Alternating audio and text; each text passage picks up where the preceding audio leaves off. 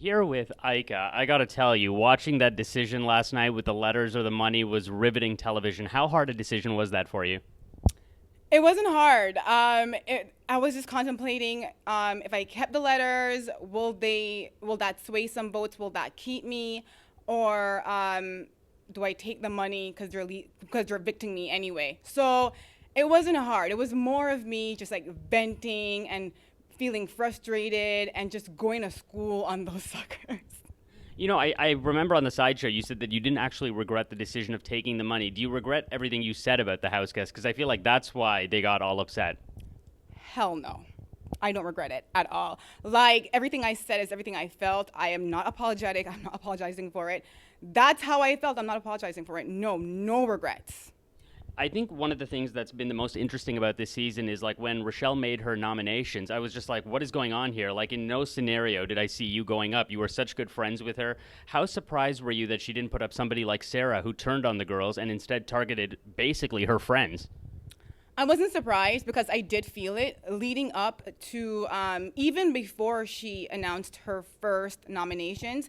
I was like, Netta, do you think she'd put me up? And she's like, no, no. So I did have some doubt, within her. I had doubt. So the minute that Allison won that veto, they weren't even trying. They didn't even try to take it from her to keep those nominations the same. And I knew she was putting me up. I knew it. Why does Sabrina have such power? I feel like if Big Brother doesn't work out, she can like just be like a mind reader or something, you know? Like, how does she have so much control over the girls, the guys, everybody? Sabrina doesn't have, I don't know how much control Sabrina really has. I know that she does have control over Rachelle because Rachelle's her pet. But I just feel like Sabrina is crying her way to the top. She's nose picking, crying, and cooking her way to the top. I remember, like, you said that, Rachelle basically wasted her HOH. And then I started thinking, but, Ika sent home Paul. So who do you think had, like, a worse run of HOH? She sent you home, who's her ally. You sent home Paul. Yeah, I'll tell you what my HOH was about. So I'll break it down. My HOH really wasn't about Heather leaving. It could have been anybody in that position. It was about Paul staying. Because I thought I had this girls' alliance. I thought if Paul stayed, I would have the numbers. It would be Paul, Adele, and then the girls, and we'd have the numbers to take down this alliance. I didn't want to evict a big target so early in the game and then be a target myself weeks later, because even the people who are aligned with you will then see you as a target later on. So I thought, get Heather out, like, no hard feelings towards her. It could have been anybody, but Heather had to go. She was a safe bet. It wouldn't ruffle feathers. Paul would have stayed, would have had numbers, and I could have had other people do my dirty work for me. That's why I wanted Heather gone, not because she was a target or a threat. Whenever you talk to Adele, it sort of seemed like you guys were targeting Kenny. And I was just like, well, why do they want Kenny out so badly? Like, I would think that Andrew is, like, more of a personality. Same with Sabrina. So why was Kenny sort of the centerpiece that you guys want out so badly? I'll tell you why.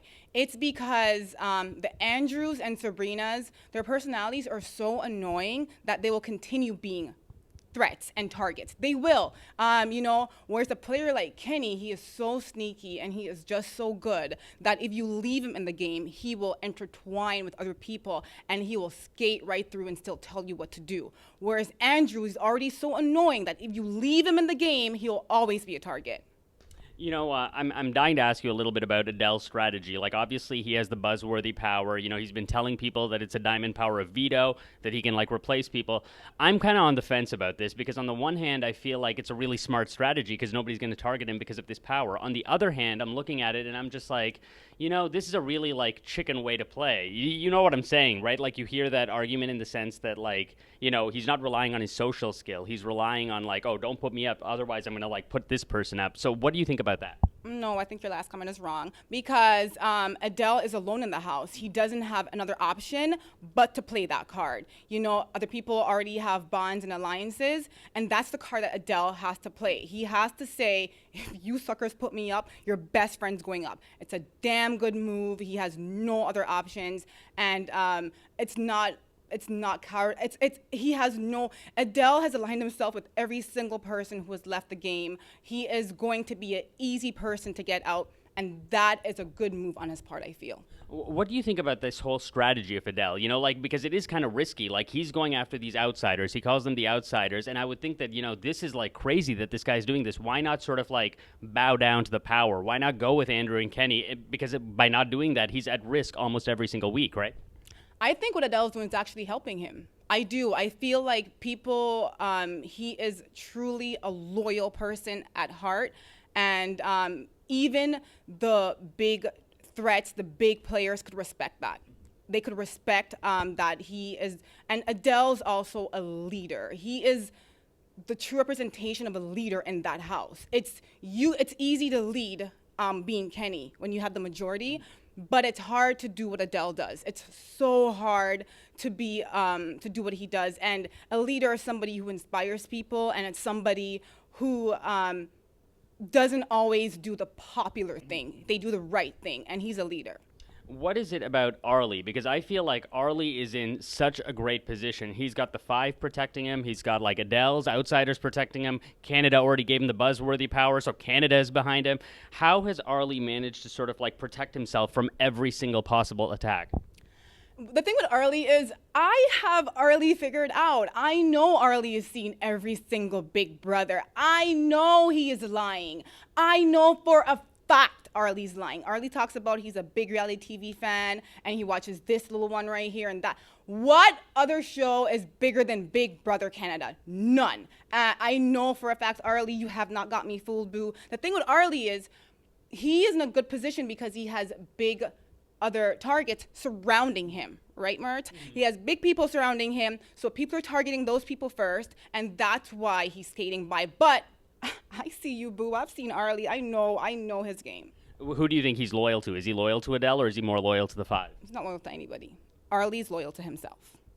I got to tell you, your diary rooms were some of the funniest things I've ever seen. Did you, like, pre-write the material, or does it just, like, come to you? I almost felt like there's no way she's coming up with this, like, on the spot.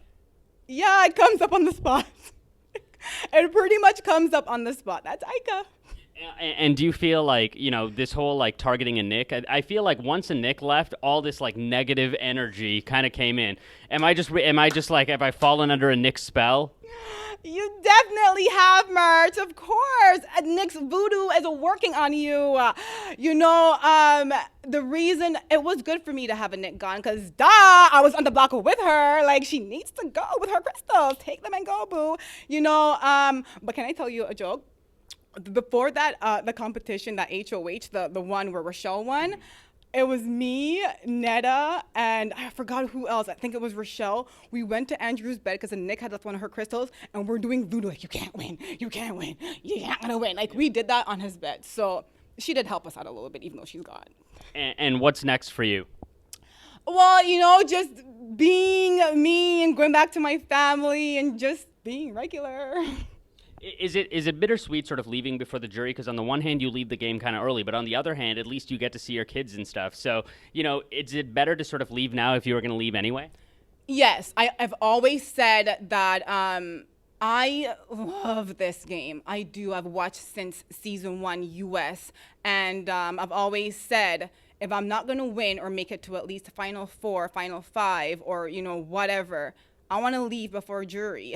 I am, I have kids. I'm a mom. And a part of being away, for me, I take comfort that my kids could watch me on TV make a fool of myself. But that if I had left and went to jury and they couldn't see me, I would think they were feeling empty inside. So I want to become Ikafied, and I feel like the thing that I want to see the most is I love when you do the hair flick thing. So, like, can you maybe, like, look into the camera and give me one of those, like, the hair flick is, like, classic. It's absolutely classic. Murtz, you have to do it with me. Just okay. Let me get some weave. Hair. You have an invisible weave right here. So you ready? So you got to just take it back, like. No, but like you like always like get fired up, right? I do. Okay. So how do I get fired up? So you sit okay, there, here we go. Okay. And you picture Sabrina's Kim face, dashy in face, and you just like. You still lips out. And wait, and can you say I'm Ika Wong? I am Ika Wong. Amazing. Thank you so much. No problem. Thank you so much. No problem.